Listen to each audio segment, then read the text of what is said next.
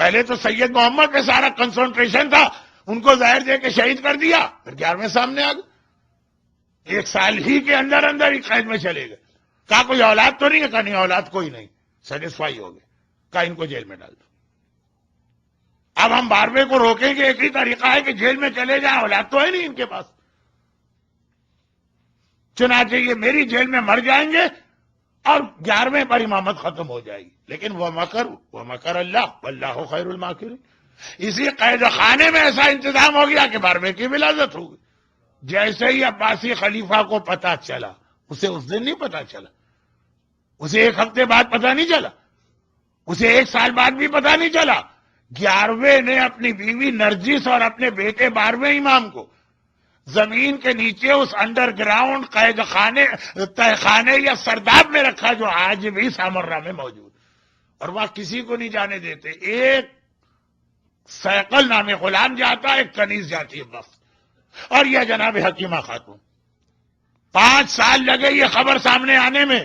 جیسے ہی عباسی خلیفہ کو پتا چلا، ارے تم تو سمجھ رہے تھے کہ 11ویں پہ امامت ختم ہو رہی ہے، 12واں پیدا ہو کے بڑا بھی ہو گیا، وہ گھبرا گیا، کہا 12ویں سے تو ہم بعد میں ڈیل کریں گے، 11ویں کا تو خاتمہ کر دو، یہ تو ایک چیپٹر کلوز ہو جائے، پھر ہم دیکھیں گے 12ویں کو کس طرح ڈھونڈا جائے۔ یہ تاریخ میں ہر ہفتے عباسی خلیفہ کی CID 11ویں امام کے گھر پہ چھاپا مارتی، ریڈ ہوتا، گھر کے تمام افراد کو بائی فیس دیکھا جاتا، یہ کون، جینٹس کے لیے جینٹس آتے، لیڈیز کے لیے لیڈیز آتی، اور جو لیڈیز CID آتی ان کے ساتھ لیڈی ڈاکٹرز آتی ہے جو ایک ایک خاتون کا میڈیکل چیک اپ کرتے ہیں، یہ پریگننٹ تو نہیں۔ یہ پوری تاریخ ہے جس کے پڑھنے کا وقت نہیں ملتا ہے، اور آج تو وقت اور کم ہو گیا۔ لیکن خلاصہ یہ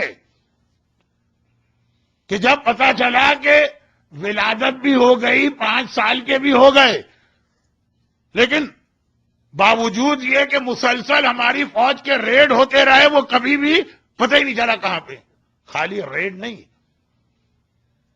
خلیفہ کے غلام اور کنیز جو جاسوس ہیں وہ امام کے گھر میں 24 گھنٹے رہتے ہیں۔ غلاموں میں جاسوس اسپائی غلام بھیجے گئے، کنیزوں میں اسپائی کنیز بھیجی گئی۔ عباسی خلیفہ نے کہا کہ 12ویں کو اتنا چھپا کے رکھا ہے 11ویں نے کہ ریڈ ہوتے ہیں تو پتہ نہیں چلتا، کوئی ایکسس نہیں ملتا، اسپائی کنیز گھر میں موجود ہے اس کو پتہ نہیں چل پا رہا، کیونکہ گھر کی کسی خاتون کو بھی نہیں بتایا گیا، صرف ایک حکیمہ خاتون کو معلوم۔ تو جیسے ہی پتہ چلا کہ یہ تو کنفرم ہے کہ ولادت ہو چکی ہے، تو کہا 11ویں کا تو خاتمہ کرو، کہ 12واں سامنے تھا ہی نہیں، پھر اس کو ڈھونڈیں گے آرام سے، کم از کم 2 میں سے ایک امام دنیا سے چلا جائے۔ اور یہ سازش اس ماہ ربیع الاول 260 میں بنائی گئی۔ امام آلریڈی قید خانے میں ہی ہیں، آزاد نہیں ہیں، لیکن کہا کہ قید خانے میں ان کا خاتمہ کر دو، جس پرپس سے ہم نے رکھا تھا وہ پرپس ہی فیل ہو گیا، کہ نہ ان کی اولاد ہوگی نہ 12واں پیدا ہوگا، وہ تو پیدا ہو گئے۔ اگر 12ویں مل جاتے فوراً تو 11ویں کو شاید وہ شہید بھی نہیں کرتے، کہ اصل ٹارگٹ 12واں تھا، تو 12ویں تو مل کے نہیں دے رہے۔ چنانچہ 11ویں کو شہید کیا گیا، اور اس شہادت کا ایک مقصد یہ تھا کہ کوئی بھی جوان اور غیرت مند بیٹا اپنے باپ کی میت کو دیکھ کر تو اپنے آپ کو نہیں چھپا سکے۔ دیکھیے ون آف دا پرپز یہ بھی ہے کہ اس میت کو دیکھ کر ایک مرتبہ 12واں غیبت سے نکل کے آ جائے۔ کوئی غیرت مند بیٹا یہ برداشت نہیں کر سکتا، چاہے وہ امام ہی کیوں نہ ہو۔ چنانچہ کربلا میں بھی ہم نے سنا جب حسین نے کہا حل من ناصر ینصرنا، بیمار سجاد غشی کے عالم میں ایک دم اٹھے، تلوار لے کے باہر نکلے، حسین نے آواز دی زینب سجاد کو روک لینا۔ اور یہاں بھی یہ سنا کہ 11واں امام جب پردہ غیبت اس قید میں تھا اور زہر دیا گیا، 12واں تڑپ کے باہر آ گیا تھا، جو اس طرح سے اپنی غیبت میں تھا، اپنے آپ کو 5 سال سے چھپا کے رکھا، تڑپ کے باہر آیا، 11ویں نے واپس بھیجا، بیٹا جاؤ پردہ غیبت میں چلے جاؤ۔ عباسی حکمران کا ایک مقصد یہ بھی تھا کہ غیرت مند امام کا غیرت مند بیٹا ہے، غیرت مند فاطمہ کا غیرت مند وارث. 11ویں کو زہر دے کے شہید کرو تاکہ جب 11ویں کا جنازہ اٹھے گا تو اس وقت یقیناً وہ تڑپ کے آئے گا اور گرفتار کر لینا. اور عزاداروں، 12ویں کی گرفتاری کے لیے ماہ ربیع الاول کی شروع تاریخ میں 11ویں کو زہر دیا گیا. امام حسن کو 2 ہی حسن ہیں ہمارے پاس، یا حسن مجتبی یا حسن عسکری. حسن مجتبی کو وہ زہر دیا گیا جس نے ایک لمحے میں کلیجہ ٹکڑے ٹکڑے کر دیا. چند لمحوں میں حسن مجتبی دنیا سے چلے گئے. حسن عسکری کو ایسا زہر نہیں دیا گیا. حسن عسکری کو وہ زہر، دیکھیے تاریخ ہے جو بہت کم لوگوں کو معلوم. حسن عسکری کو وہ زہر دیا گیا جو آہستہ آہستہ اثر دکھا رہا. کیوں؟ کیونکہ مقصد 11ویں امام کے زہر سے زیادہ مقصد تھا 12ویں کو غیبت سے باہر لانا. باپ بیمار ہے، بستر پہ گر گیا، بیٹا حالت دیکھ رہا ہے، روز بروز حالت خراب ہوتی جا رہی ہے. کتنا ہی صابر بیٹا ہوگا، 2 دن گزریں گے دیکھے گا میرے بابا کی حالت اور خراب ہوئی. صبر کر کے بیٹھا ہے، 4 دن گزریں گے دیکھے گا میرے بابا کی حالت اور خراب ہوئی. ایک وقت آئے گا جب اپنے بابا کو اس حالت میں دیکھے گا کہ تڑپ کے باہر آ جائے گا. زہر بھی ایسا دیا گیا. لیکن قید میں ہیں. کیا مطلب؟ زہر دیا گیا، علاج ممکن نہیں ہے. علی کے سر پہ ابن ملجم نے ضربت لگائی مگر علی قید میں نہیں تھے تو علاج تو ہوا نا 3 دن. ہائے میرا 11واں حسن عسکری، کتنا معصوم، کتنا مظلوم، کتنی مصیبتیں، کتنے امتحان دیے. زہر ایسا دیا جا رہا کہ اچانک موت نہ ہونے پائے. آہستہ آہستہ بدن کٹتا چلا جائے. کچھ چیزیں بیان کرنے سے نہیں واضح ہوتی ہے، سوچنے سے واضح ہوتی ہے. اور ساتھ میں علاج ممکن نہیں ہے کیونکہ ظالم کی قید میں ہے. میرا 11واں امام 5 ربیع الاول کی تاریخ کو اتنا کمزور ہو گیا کہ بستر سے اٹھنے کی طاقت نہ رہی. اپنی نماز بستر پہ بیٹھ کے پڑھی. بہت آرام سے آپ نے سن لیا. اہل بیت کے گھرانے میں بستر پہ بیٹھ کے نماز پڑھنا قیامت کے برابر. زینب کبریٰ نے زندان شام میں سنت نماز بیٹھ کے پڑھی ہے تو سجاد کو یقین نہیں آ رہا. جبکہ 11واں تو بہرحال امام ہے اور واجب نماز بستر پہ بیٹھ کے پڑھ رہا. فاطمہ زہرا تک کی یہ حالت تھی کہ جب نماز کا وقت آتا تھا اگرچہ بستر سے اٹھنے کی طاقت نہیں لیکن بستر پہ اٹھتی تھی. ہاں، ایک ہاتھ دیوار پہ رکھتی تھی، دوسرے ہاتھ سے ٹوٹی ہوئی پسلیوں کو سنبھالتی تھی. ٹوٹی ہوئی پسلیوں کو سنبھال کے رسول کی بیٹی فاطمہ مصلی پہ جا کے نماز پوری پڑھتی.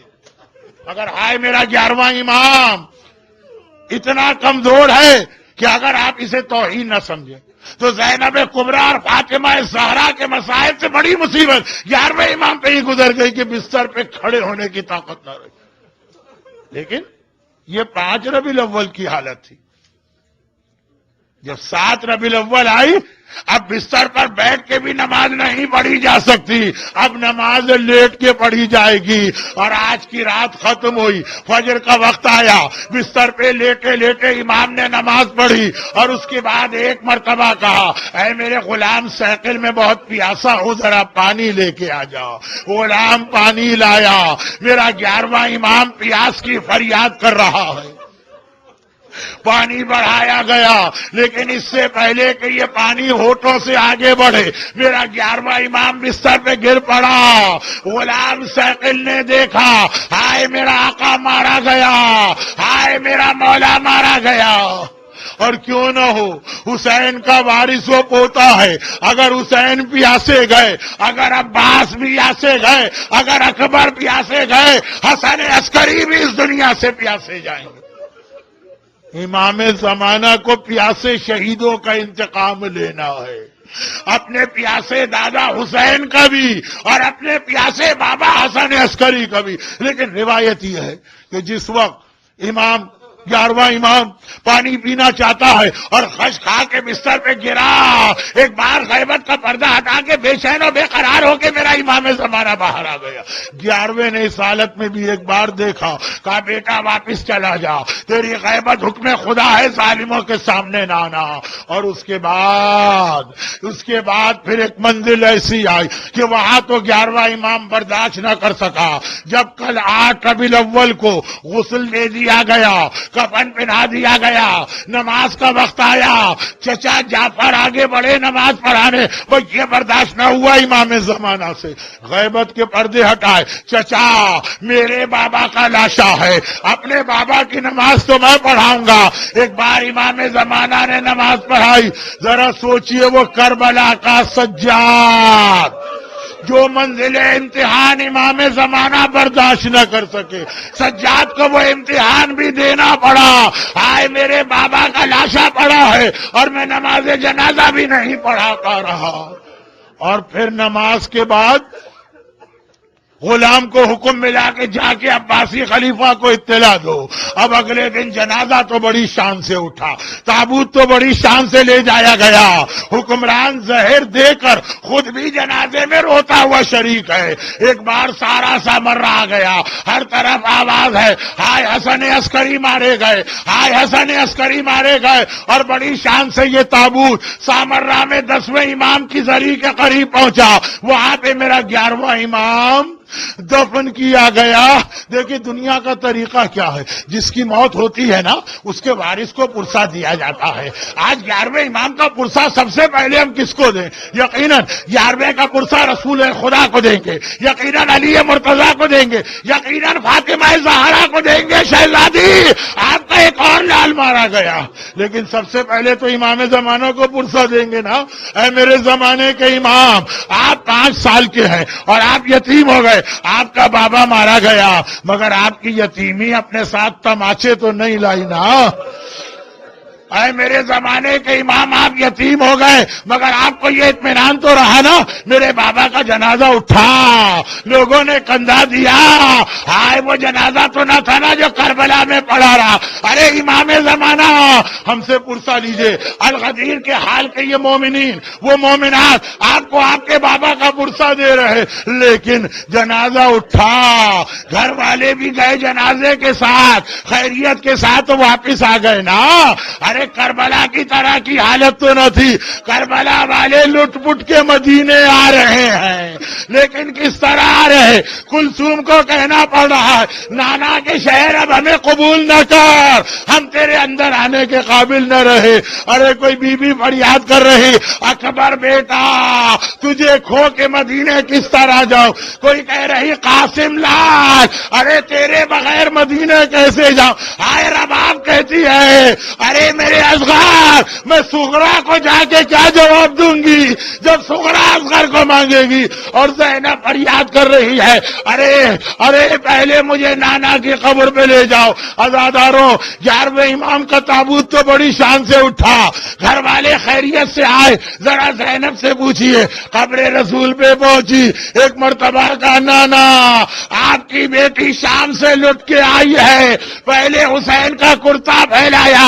اے امام زمانہ آپ کے بابا حسن عسکری کا تو کرتا ایسا نہ تھا جو خون سے بھرا ہوا، تیروں اور نیزوں سے جگہ جگہ چھلنی، اور پھر کہا نانا ارے کاش میں تجھے یہ بھی بتا سکتی، پورے راستے اتنے کوڑے کھائے اب تک میری کمر زخمی ہے۔ ہائے میرا 11واں امام، ہائے میرا 11واں امام۔ اللجن اللجن اللجن اللجن یا مولا اللجن اللجن اللجن اللجن اللجن اللجن اللجن یا صاحب السماء